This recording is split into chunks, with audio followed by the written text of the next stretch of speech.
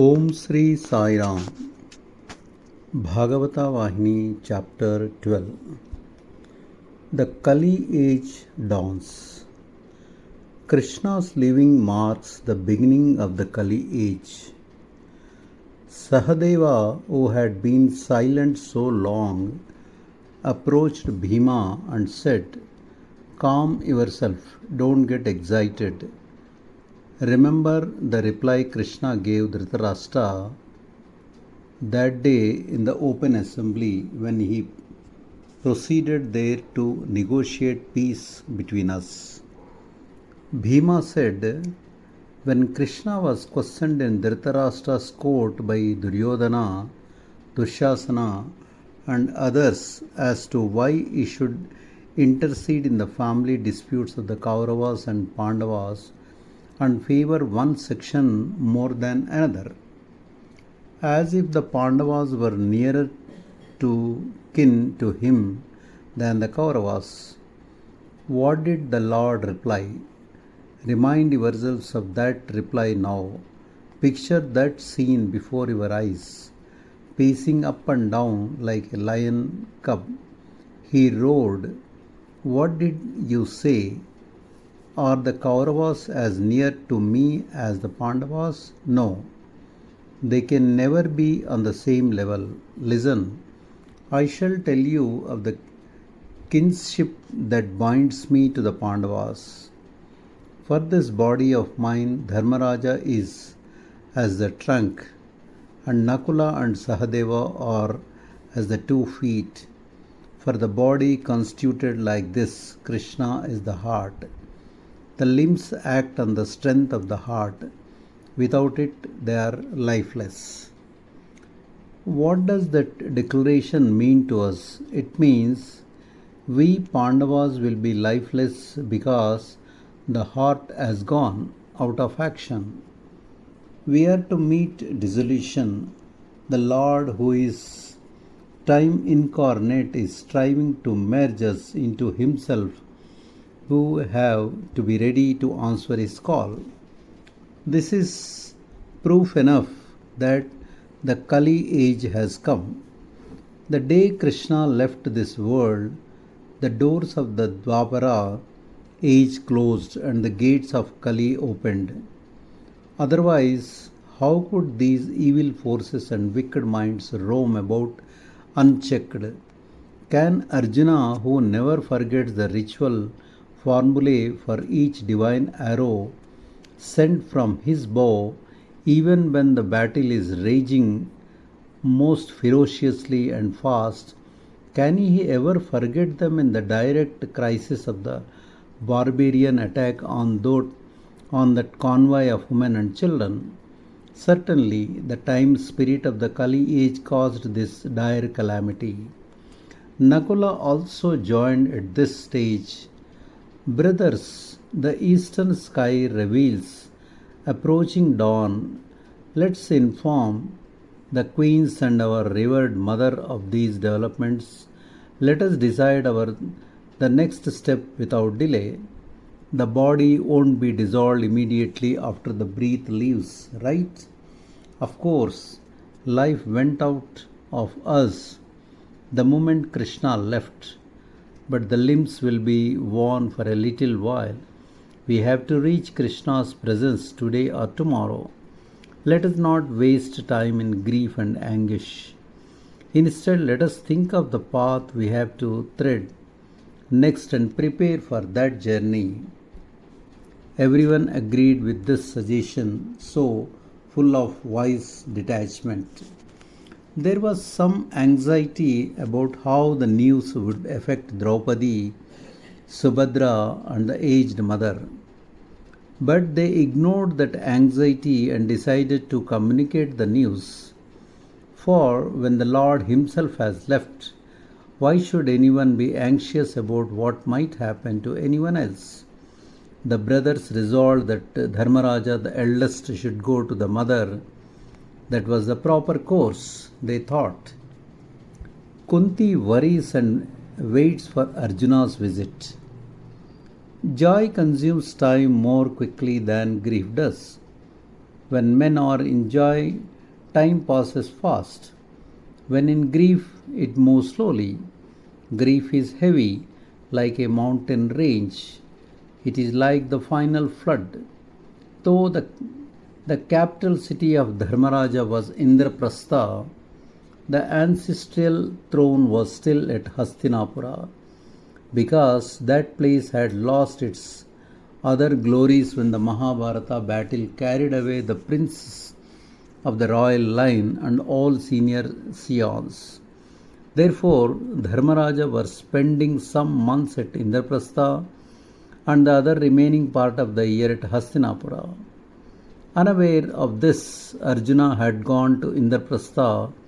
Not finding Dharmaraja there, he had left the few women of Dwaraka whom he could retrieve from the barbarian hordes there and went to Hastinapura alone.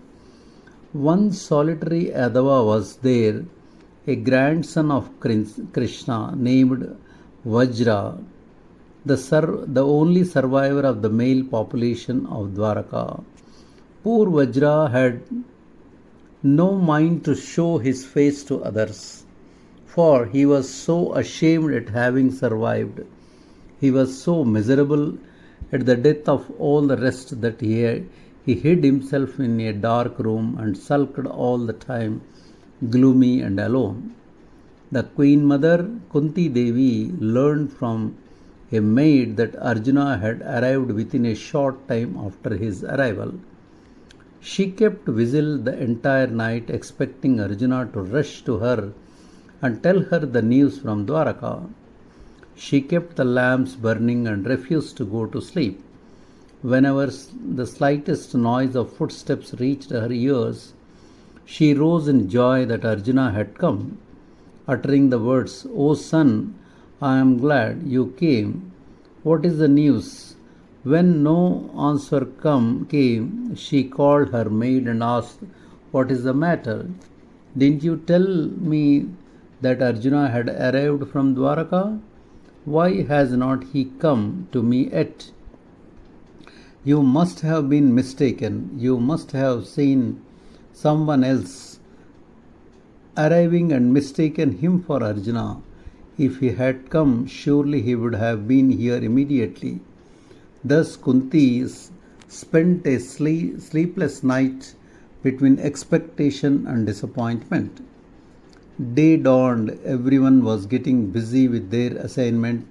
Meanwhile, her mind had undergone many questionings. Why had not Arjuna come to her? Had he really returned?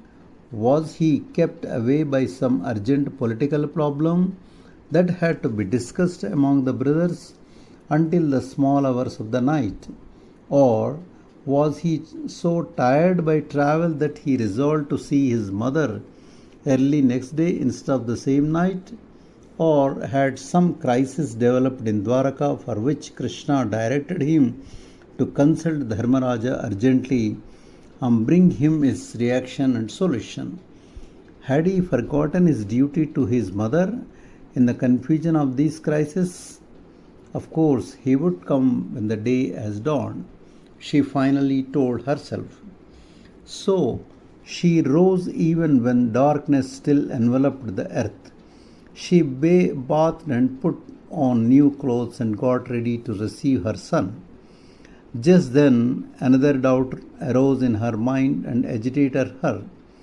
Every night, all her sons would invariably come to her presence, one behind the other, and fall at her feet, craving permission to go to bed, seeking her blessings. She wondered why not even one had come that night. This made her anxiety worse. She sent maids to Draupadi's and Subhadra's apartments and found that none of the brothers had even eaten dinner. Kunti sank in deeper into anxiety. Kunti dies on hearing news of Krishna's demise. When her mind was thus torn with travail, an old female attendant entered and informed her that Dharmaraja, accompanied by Arjuna, was coming to see her. Kunti was agitated by fear at what they might tell her. by joy that she was meeting Arjuna after a long absence, and by eagerness to hear the news of the Yadavas. It made an amalgam of expectancy. She was shivering because she was unable to contain this anxiety. Dharmaraja came in, fell at her feet, and stood silent. Arjuna could not raise himself from her feet for a long time. It was Kunti who spoke to him words of consolation. Poor fellow, how did you manage to be away from me for such a long time? She caressed him lovingly, but even before she spoke words of blessing and asked about his health and welfare, she asked Arjuna, I heard you arrived last night. Is it true? Why didn't you come to me during the night? How can a mother who knows that her son has returned from a long absence sleep in peace without seeing him? Well, I am glad you have come at least now. With the break of dawn, tell me the news. Are your father-in-law, mother-in-law and grandfather quite well? My brother Vasudeva is well, is very old now. How is he? Is he moving about? Is he bedridden as I am? Is he being nursed as I am? Dependent for everything on others? She was holding Arjuna's hands and her eyes were fixed on his face. Suddenly she asked, What is this I see, my son? How did you grow so dark? Why are your eyes bloated and reddened like this? I understand Dwaraka is far away and the long jungle journey has told upon you. The dust and sun have affected you. The exhaustion of the road is written on your face. Let it go. Tell me what my Shyamasundara, my Krishna has asked you to tell me. When is he coming here? Or has he no desire to see me? Did he say anything? Of course, he is Vasudeva. He can see all from wherever he is. When I to see him again, will this ripe fruit be on the tree until he comes? She asked questions and answered them herself many times. She provided no opening for either Arjuna or Dharmaraja to say what they wanted. Tears flowed without hindrance from Arjuna's eyes. Tears. Kunti observed this strange phenomena. She drew Arjuna closer to herself and had his head on her shoulder. Son Arjuna, what has happened? Tell me. I have never seen tears in your eyes. Did Gopala find fault with you and send you away because you are unfit to be with him? Did any such terrible calamity happen to you? She was overwhelmed with grief but was trying her best to console her son. Dharmaraja hid his own face with both hands, groaning amid sobs.